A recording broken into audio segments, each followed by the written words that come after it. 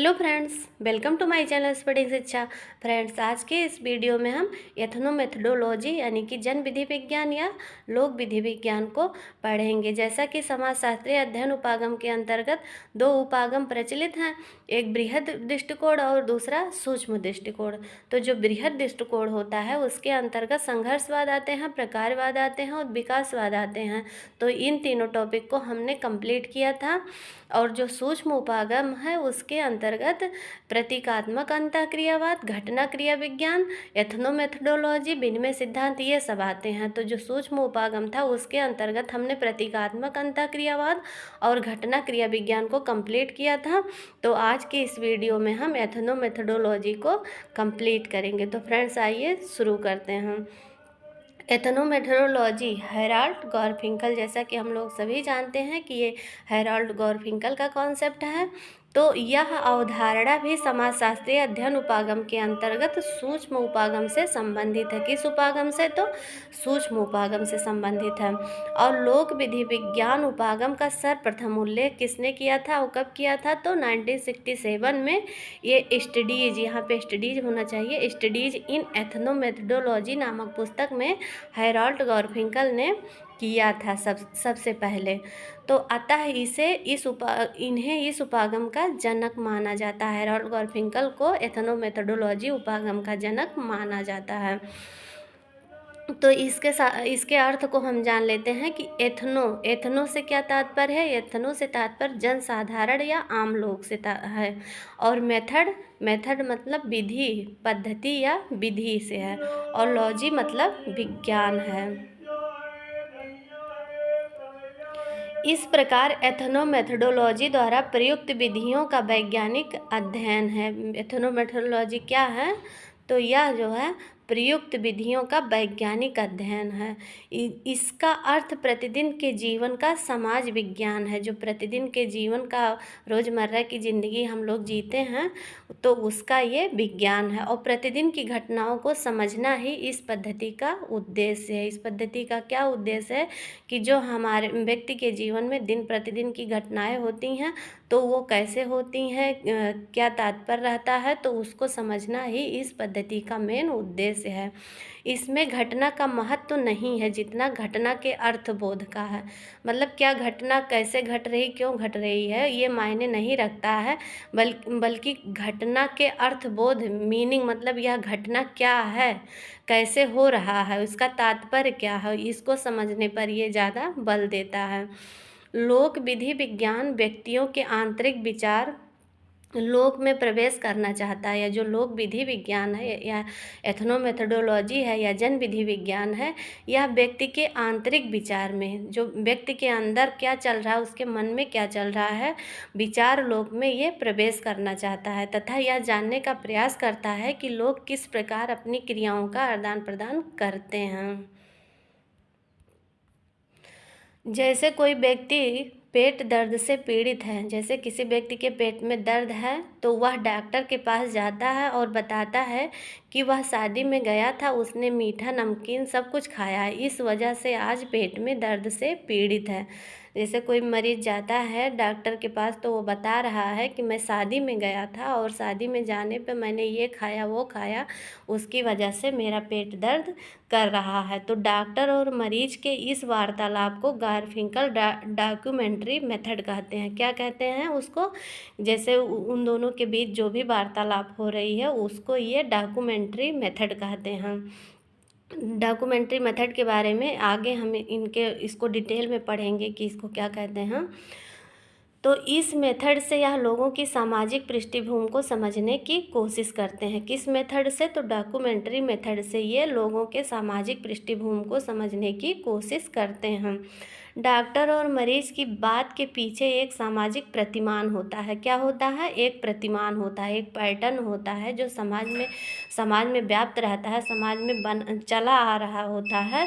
तो जो डॉक्टर और मरीज के बात के पीछे एक सामाजिक प्रतिमान होता है। और यह प्रतिमान यह है कि यह कौन सा प्रतिमान है कि समाज में क्या प्रतिमान प्रचलित रहता है कि शादी ब्याह के अवसर पर खूब खान पान चलता है और इस तरह यह बीमारी का सामाजिक कारण बन जाता है। आम लोगों में, समाज में ये भावना, ये धारणा रहती है कि समाज में मतलब जब शादी ब्याह का अवसर होता है तो उसमें लोग खूब खाते पीते हैं, और इस वजह से जो है ये एक बीमारी का कारण बन जाता है कि उसमें किसी का पेट खराब हो जाता है या तबीयत खराब हो जाती है। तो ये एक पैटर्न है, एक प्रतिमान बना है जो कि सभी लोगों के विचार में ये समानता रहती है कि समाज में शादी ब्याह के अवसर पर खूब खान पान चलता है और इस वजह से अधिकतर तबीयत खराब होती है। तो ये समान धारणा लगभग सभी व्यक्तियों में ये प्रतिमान पाया जाता है। तो गारफिंकल इसे जनविधियाँ कहते हैं, जो ये सभी लोगों में ये विचार पाया जाता है, क्योंकि सभी लोग यही बात कहते हैं कि हाँ ठीक है, गए होगे शादी ब्याह में, खा लिए होगे, तभी तो तुम्हारा तबीयत खराब, चाहे उसकी वजह कुछ और ही रही हो, लेकिन यही प्रतिमान सभी लोगों में पाया जाएगा। तो इसे गारफिंकल जनविधियाँ कहते हैं, यानी कि जो सभी लोगों में पाया जाता है, तो इसे ही इन्होंने जनविधियाँ या एथनोमेथोडोलॉजी ये गारफिंकल महोदय कहते हैं। गारफिंकल पहले विचारक थे जिन्होंने जनविधि सिद्धांत को प्रतिपादित किया। ये ही पहले विचारक थे, इन्होंने ही इसको जनविधि या एथनोमेथोडोलॉजी के सिद्धांत को प्रतिपादित किया था। और इनके गुरु कौन थे? अल्फ्रेड शुट्ज थे। हम लोग जानते होंगे अल्फ्रेड शुट्ज को, जो कि घटना क्रिया विज्ञान के जनक माने जाते हैं, अल्फ्रेड शुट्ज और एडमंड हर्सल। तो हर्सल को घटना क्रिया विज्ञान का दार्शनिक जनक माना जाता है और वास्तविक जनक जो हैं ये अल्फ्रेड शुट्ज। तो अल्फ्रेड शुट्ज जो ये हेराल्ड गोल्डफिंगर के गुरु थे। हेराल्ड गोल्डफिंगर पार्सन्स के क्रिया सिद्धांत से भी ये काफ़ी प्रभावित थे। कौन? तो हेराल्ड गोल्डफिंगर जो हैं ये पार्सन्स के क्रिया सिद्धांत से भी कुछ प्रभावित लगते थे। देखा जाए तो ये पारस्परिक क्रिया सिद्धांत की परंपरा में आते हैं। अगर देखा जाए साधारण रूप में तो ये पारस्परिक क्रिया सिद्धांत की परंपरा में आते हैं। ये दिन प्रतिदिन में गुजरने वाली सूक्ष्म घटनाओं को देखकर सिद्धांत निर्माण करते हैं। ये क्या करते हैं कि जो व्यक्ति के रोज़मर्रा की ज़िंदगी होती है उसमें जो छोटी छोटी घटनाएं होती हैं उसको देखकर समझकर ये अपने सिद्धांत का निर्माण करते हैं। गारफिंकल मनोवैज्ञानिक नहीं थे, ये कोई मनोवैज्ञानिक नहीं थे, वह प्रकारवाद के घोर विरोधी थे। ये प्रकारवाद के भी विरोधी थे, ये प्रकारवाद का विरोध करते थे। उनके दृष्टि में, हेराल्ड गोल्डफिंगर की दृष्टि में मतैक्य मूल्य और परिस्थिति कोई अर्थ नहीं रखते और संघर्ष से भी इनका कोई सरोकार नहीं है। ये प्रकारवाद के भी विरोधी थे और इनके दृष्टि में, इनके नज़र में मतैक्य मूल्य और परिस्थिति का कोई अर्थ नहीं है और ये संघर्ष को भी कोई महत्व नहीं देते हैं। यह क्लासिकल विचारों के विरोधी थे। जो क्लासिकल थिंकर थे उनके विचारकों को यह नहीं मानते थे और पारस्परिक क्रिया सिद्धांत की परंपरा में तो आते हैं, ये पारस्परिक क्रिया सिद्धांत की परंपरा में तो आते हैं, फिर भी वह आग्रह पूर्वक कहते हैं कि उनका पारस्परिक क्रिया सिद्धांत से कोई मतलब नहीं है। वह तो विशुद्ध रूप से जनविधि सिद्धांत वेदता हैं। वो पारस्परिक क्रिया के सिद्धांत के अंतर्गत तो आते हैं, पारस्परिक क्रिया सिद्धांत की परंपरा में तो आते हैं, लेकिन वो खुद को कहते हैं कि हमारा इससे कोई सरोकार नहीं है और वह तो विशुद्ध रूप से जनविधि सिद्धांत वेदता हैं, यानी लोक विधि विज्ञान के सिद्धांत के जनक हैं वो। गारफिंकल अमेरिका के हार्वर्ड विश्वविद्यालय में बहुत दिनों तक रहे हैं। ये कहाँ पे? तो गारफिंकल जो हैं अमेरिका के हार्वर्ड विश्वविद्यालय में बहुत दिन तक वहाँ पर रहकर इन्होंने सबके साथ अपना ये बहुत दिनों तक वहाँ पर रहे और वहाँ पर इन्होंने काफ़ी स्टडी की थी। वहाँ पर एक एडमंड हर्सल के ये संपर्क में आए, जो कि एडमंड हर्सल जो हैं घटना क्रिया विज्ञान के दार्शनिक जनक माने जाते हैं। तो उनके संपर्क में ये अमेरिका के हार्वर्ड विश्वविद्यालय में जब रहकर पढ़ाई कर रहे थे, वहाँ पर शोध कर रहे थे, रिसर्च कर रहे थे, तो वहाँ पर ये एडमंड हर्सल के संपर्क में आए थे। हर्सल से ये काफ़ी प्रभावित हुए थे। हर्सल से ये काफ़ी प्रभावित थे। क्यों प्रभावित थे? तो हर्सल का कहना था कि वस्तुएं अपने बाहरी रूप से जिस तरह दिखाई देती हैं यह वास्तविकता नहीं है। वास्तविकता तो वह है जिसे मनुष्य का मन, चेतना और मस्तिष्क स्वीकार करे। तो ऐसा मानना एडमंड हर्शल का था और इन्हीं हर्शल से ये प्रभावित थे कि वस्तुएं अपने बाहरी रूप से, जो कोई भी वस्तु है तो वह जो बाहरी रूप से दिखाई देती है वह वास्तविकता नहीं है। वास्तविकता तो वह है जिसे मनुष्य का मन, चेतना और मस्तिष्क स्वीकार करे तो वही वास्तविकता है। तो इस विचारधारा से ये हेराल्ड गारफिंकल हर्शल के इस विचारधारा से काफ़ी प्रभावित थे।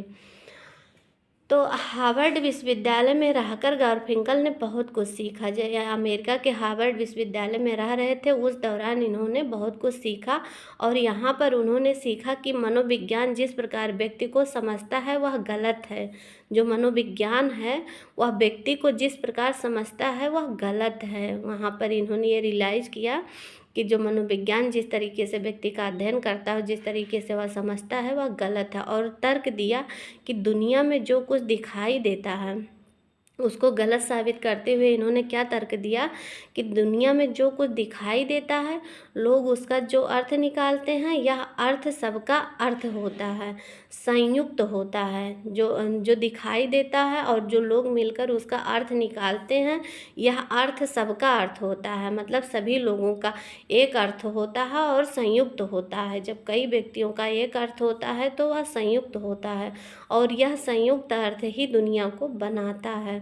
अगर एक आदमी कहता है, ये हेराल्ड गारफिंकल कहते हैं कि अगर एक आदमी कहता है कि गाय घास खाती है तो इस अर्थ को संयुक्त रूप से सभी लोग मानते हैं और यही वास्तविक दुनिया है। इनका कहना यही है कि जैसे कोई विचारधारा प्रचलित रहती है, जो समाज में प्रतिमान प्रचलित रहते हैं, जो एक व्यक्ति मानता है वही सभी व्यक्ति संयुक्त रूप से मानते हैं। कि जैसे गाय घास खाती है तो खाती है, यह सबकी सामान्य विचारधारा है और सभी लोग इसको मानते हैं कि गाय घास खाती है। इसके अलावा कोई व्यक्ति ये नहीं कहेगा कि गाय घास नहीं खाती है, कुछ और खाती है, तो यह कोई भी नहीं मानेगा। ये सभी की ही विचारधारा होती है। तो इस विचारधारा को, इस अर्थ को संयुक्त रूप से सभी लोग मानते हैं और यही वास्तविक दुनिया है। तो ऐसा कहना हेराल्ड गारफिंकल का है। तो जन विधि विज्ञान किसे कहते हैं? यहाँ हम देखते हैं कि जन विधि विज्ञान, जब कभी हम जन विधि की परिभाषा करते हैं तब हमें प्रतिबिंब व्यवहार पर जोर देना चाहिए। जो रिफ्लेक्सिव बिहेवियर है, जब हम जन विधि की परिभाषा करते हैं तो उस पर हमें ध्यान देना चाहिए।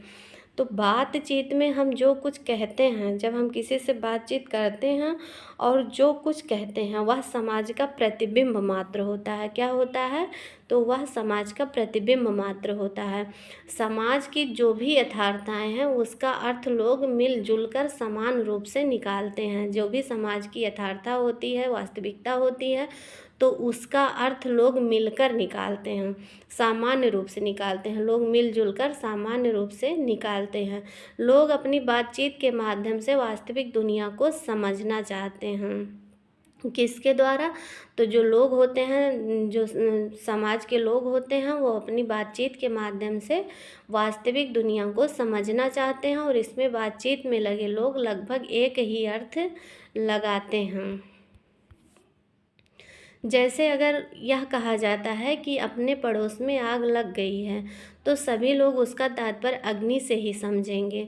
जैसे मतलब अगर कोई कहता है, कोई व्यक्ति, कि हाँ कहीं पर पड़ोस में आग लग गई है, तो सभी लोग उसका एक ही अर्थ निकालेंगे कि हाँ आग ही लगी है। कोई तो यह अग्निशमन लाने की बात करेंगे कि हाँ चलो उसको, आग को बुझाया जाए या अग्निशमन लाया जाए या पानी की व्यवस्था की जाए। तो यह सब संयुक्त अर्थ है क्योंकि सभी लोग एक ही अर्थ निकालेंगे। तो ये एक ही अर्थ जो है ये संयुक्त अर्थ है।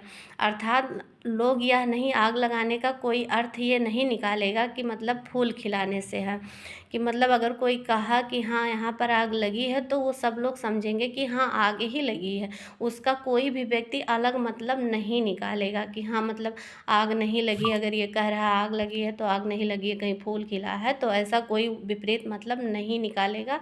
सब लोग एक ही अर्थ निकालेंगे।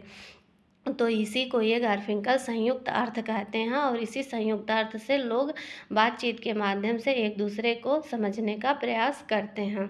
अतः यह संयुक्त अर्थ ही वास्तविक दुनिया है, जो सभी लोग एक ही अर्थ निकालते हैं मिलकर, तो वही वास्तविक दुनिया है और दिन प्रतिदिन की दुनिया है, यही जो है रोज़मर्रा की दुनिया है। गारफिंकल का कहना है कि सही दुनिया को समझने के लिए बातचीत बहुत बड़ा सहारा है। ये स्टेटमेंट बेस क्वेश्चन भी बना है, तो इसमें काफ़ी लोगों को कन्फ्यूजन रहता है कि गारफिंकल का स्टेटमेंट है या हैबरमास का। हैबरमास से लोग काफ़ी कन्फ्यूज रहते हैं, लेकिन यहाँ आप लोग क्लियर कर लीजिए, क्योंकि कई बार क्वेश्चन बना है तो हमने देखा है कि बहुत लोग इस क्वेश्चन पे डाउटफुल रहते हैं कि ये हैबरमास का होगा, लेकिन ये हैबरमास का नहीं है। ये गारफिंकल ने कहा है कि गारफिंकल का कहना है कि सही दुनिया को समझने के लिए बातचीत बहुत बड़ा सहारा होता है। तो हैबरमास से हम लोग इसलिए कंफ्यूज रहते हैं कि वो पब्लिक स्फेयर की बात करते हैं और वो भी कहते हैं कि दुनिया को समझने के लिए बातचीत के माध्यम से हम समझ सकते हैं, तो इसलिए कन्फ्यूजन रहता है। लेकिन इसको क्लियर कर लीजिए कि ये जो है स्टेटमेंट हेराल्ड गारफिंकल ने दिया है। तो लोगों की बातचीत टिकाऊ बातचीत होती है। जो भी लोग बातचीत आपस में करते हैं वह टिकाऊ बातचीत होती है, यानी कि वो बनी रहती है, यथावत बनी रहती है। बातचीत के पीछे जो भी प्रतिमान होता है वही सामाजिक दुनिया है। जो भी कोई हम बातचीत करते हैं उसके पीछे जो प्रतिमान होता है, पैटर्न होता है, वही ही हमारी सामाजिक दुनिया है और दिन प्रतिदिन की दुनिया का प्रतिबिंब पारस्परिक बातचीत है। जो दिन प्रतिदिन की दुनिया है प्रत्येक दिन की, तो उसका प्रतिबिंब जो है, रिफ्लेक्शन जो है, वो पारस्परिक बातचीत है। निर्जातीय विधि का प्रमुख कार्य यह जानना है कि कोई व्यक्ति किस प्रकार सामाजिक अंतःक्रिया के दौरान संकेतात्मक अभिव्यक्तियों को अर्थ प्रदान करते हैं। निर्जात विधि का या एथनोमेथोडोलॉजी का प्रमुख कार्य यह जानना है कि कोई व्यक्ति किस प्रकार सामाजिक अंतःक्रिया के दौरान संकेतात्मक अभिव्यक्तियों को अर्थ प्रदान करते हैं। इसका उद्देश्य जन सामान्य को अपने समाज के बारे में इस रूप में सामान्य ज्ञान उपलब्ध कराना है जिस प्रकार वह स्वयं किसी भी वस्तु के बारे में सामान्य ज्ञान प्राप्त करता है। इसका क्या उद्देश्य है कि जो जन सामान्य होते हैं उनको समाज के बारे में इस रूप में सामान्य ज्ञान उपलब्ध कराना है जिस प्रकार वह स्वयं किसी भी वस्तु के बारे में सामान्य ज्ञान प्राप्त करता है। तो निर्जातीय पद्धति शास्त्र को मानने वाले सामाजिक विज्ञान निर्जातीय पद्धति शास्त्र को मानने वाले सामाजिक अंतःक्रिया के माध्यम से जिस सामाजिक यथार्थ का निर्माण होता है उसके अध्ययन पर बल देते हैं। जो निर्जात पद्धति शास्त्र से संबंधित लोग हैं वो सामाजिक अंतःक्रिया के माध्यम से जिस सामाजिक यथार्थ का निर्माण होता है उसके अध्ययन पर ये लोग बल देते हैं। परंपरावादी समाजशास्त्री सामाजिक यथार्थ को प्रदत्त मानता है। जो क्लासिकल थिंकर हैं, जो परंपरावादी समाजशास्त्री हैं, वो सामाजिक यथार्थ को प्रदत्त मानते हैं। क्या मानते हैं? प्रदत्त मानते हैं, जिसके अंतर्गत सामाजिक संरचना का स्थिर दृष्टिकोण प्रमुख रूप से उभरता है। ये लोग सामाजिक संरचना के स्थिर दृष्टिकोण पर काफ़ी बल देते हैं। जो परंपरावादी समाजशास्त्री हैं वो सामाजिक यथार्थ को, जो सामाजिक यथार्थता होती है उसको ये लोग प्रदत्त मानते हैं और सामाजिक संरचना के स्थिर दृष्टिकोण पर ये बल देते हैं। जबकि निर्जातीय पद्धति के साथ जो एथनोमेथोडोलॉजी पद्धति के शास्त्र के प्रवर्तक हैं वो सामाजिक संरचना को एक परिवर्तनशील घटना मानते हैं। जो परंपरावादी समाजशास्त्री हैं या प्रकारवादी समाजशास्त्री हैं वो सामाजिक संरचना को स्थिर मानते हैं और उनके जो सामाजिक यथार्थ होते हैं उसको प्रदत्त मानते हैं। लेकिन जो ये एथनोमेथोडोलॉजी के निर्जातीय पद्धति शास्त्र के प्रवर्तक हैं वो सामाजिक संरचना को एक परिवर्तनशील घटना मानते हैं। और ये जो है कर्ता यानी एक्टर अपनी अंतर्क्रियाओं के माध्यम से परिस्थितियों को एक विशेष अर्थ प्रदान करता है। ये सामाजिक संरचना को परिवर्तनशील घटना मानते हैं और बताते हैं कि जो कर्ता होता है यानी एक्टर होता है वह अपनी अंतर्क्रियाओं के माध्यम से परिस्थितियों को एक विशेष अर्थ देता है जिससे संरचना को परिवर्तनशील माना जाता है। जो कर्ता होता है वह अपनी अंतर्क्रियाओं के माध्यम से जैसी परिस्थिति होती है उसको एक विशेष अर्थ देता है जिससे संरचना परिवर्तनशील रहती है। तो इस दृष्टिकोण के अंतर्गत मुख्य रूप से 3 पहलुओं के अध्ययन पर बल दिया जाता है। जो एथनो मेथोडोलॉजी है उसके अंतर्गत मुख्य रूप से 3 पहलुओं के अध्ययन पर विशेष बल दिया जाता है। तो पहला है कि दिन प्रतिदिन की सामान्य क्रियाएं। पहला क्या है कि यह दिन प्रतिदिन की सामान्य क्रियाओं पर विशेष फोकस करता है। और दूसरा है कि भाषा का सामाजिक पक्ष, उस पर यह बल देता है। और तीसरा जो है सामाजिक प्रतिमान का वह पक्ष जो व्यक्ति अपने व्यवहार में उपयोग करता है। जो सोशल पैटर्न होते हैं उसका वह पक्ष जो व्यक्ति अपने व्यवहार में उसका उपयोग करता है। तो ये 3 बातों पर ये घटना क्रिया विज्ञानी विशेष एथनो मेथोडोलॉजी के समर्थक जो हैं इन 3 बातों पर विशेष फोकस करते हैं। और इसको स्पष्ट करते हुए गिडिंग्स महोदय हैं, इनके इस पद्धति शास्त्र के अध्ययन इसको स्पष्ट करते हुए गिडिंग्स महोदय अपना क्या विचार देते हैं। तो वो कहते हैं कि निर्जातीय पद्धति शास्त्र निर्जातीय पद्धति लोग या जनसाधारण लोगों की पद्धति का अध्ययन है। ये गिडिंग्स ने ये परिभाषा दी है। तो ये परिभाषा अगर आ जाती है तो हम लोग यहाँ पर कंफ्यूज हो सकते हैं कि निर्जातीय पद्धति है तो ये हैरोल्ड गारफिंकल की हो सकती है, लेकिन यहाँ हम लोग इसको क्लियर कर लेंगे, याद कर लेंगे इसको, ताकि कोई कन्फ्यूजन ना रहे। तो ये जो इस गिडिंग्स महोदय, तो इनके एथनो मेथोडोलॉजी को स्पष्ट करते हुए ये परिभाषा अपनी देते हैं कि निर्जातीय पद्धति शास्त्र निर्जातीय पद्धति लोग या जनसाधारण लोगों की पद्धति का अध्ययन है। जनसाधारण जो कुछ करते हैं और विशेषकर जो कुछ कहते हैं उससे अर्थ निकाला जाता है। जो कहते हैं उससे अर्थ निकाला जाता है। तो ये परिभाषा गिडिंग्स महोदय की है। इसी कारण से ये यहाँ वहाँ तो गिडिंग्स स्पष्ट करते हैं और इसको और स्पष्ट करते हुए हंस पीटर ड्रिटजल हैं। तो वो क्या कहते हैं, वो भी ये भी इम्पॉर्टेंट है कि ये हंस पीटर ड्रिटजल कहते हैं कि संरचनात्मक प्रकारात्मक दृष्टिकोण की तुलना नाटक के विभिन्न पात्रों से की जा सकती है। ये जो स्ट्रक्चरल फंक्शनल अप्रोच है, जो शास्त्रीय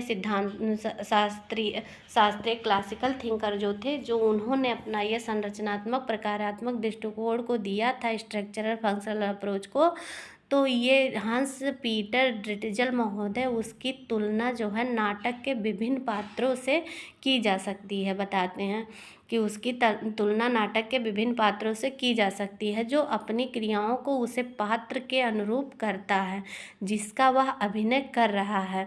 और जबकि एथनो मेथोडोलॉजी के प्रवर्तक इसकी तुलना खेल के मैदान में खिलाड़ियों की उन विशेष क्रियाओं से करते हैं जहाँ पर हर खिलाड़ी खेल को एक विशिष्ट ढंग से खेल रहा है। अर्थात इनका कहना यह है कि जो एथनो मेथोडोलॉजी है वो प्रत्येक व्यक्ति पर फोकस करता है कि प्रत्येक व्यक्ति क्या कर रहा है उस पर फोकस करता है।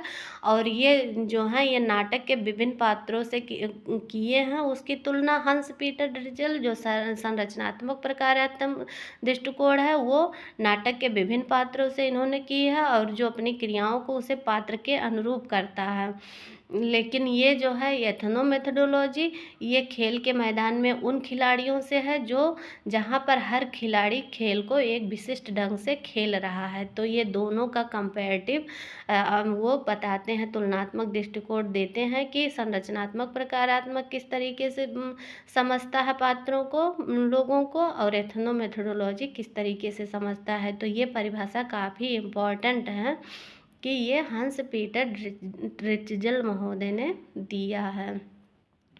तो इस उदाहरण से यह स्पष्ट हो जाता है कि संरचनात्मक प्रकारात्मक दृष्टिकोण के अंतर्गत स्थिति का महत्व है।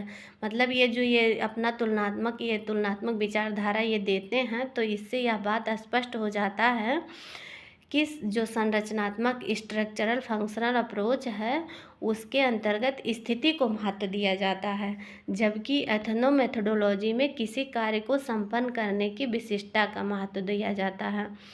जो संरचनात्मक प्रकारात्मक दृष्टिकोण है वह स्थिति को महत्व देता है और एथनो मेथोडोलॉजी जो है किसी कार्य को संपन्न करने की विशेषता को महत्व देता है।